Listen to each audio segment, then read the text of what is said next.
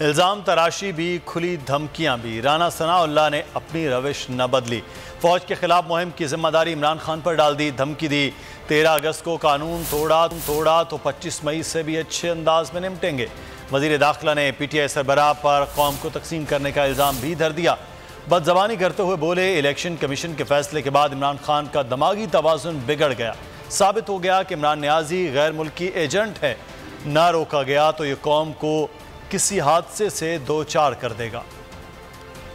آپ نے اگر الٹیمیٹم کوئی اس قسم کا دینا ہے جس قسم کا 25 مئی کو تھا تو آپ ذہن نشین رکھیں، اگر آپ نے وائلنس کی، اگر آپ نے کوئی دھونس، کوئی دھاندلی، کوئی دھمکی، کوئی بلیک میلنگ کا راستہ اپنایا تو 25 مئی سے زیادہ جو ہے نا برا حشر جو ہے وہ آپ کا ہوگا، اور اس مقصد کے لیے ہماری پوری تیاری ہے کہ یہ شخص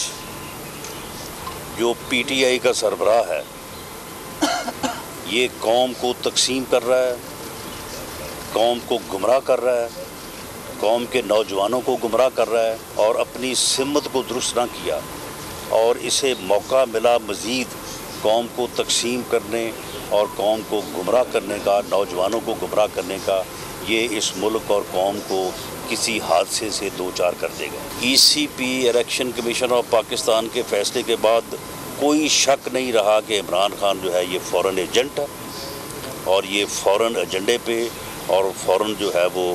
پیسے پہ جو ہے اس ملک میں افراتفری اور انارکی جو ہے پھیلانے کے ایجنڈے پہ گامزن ہے۔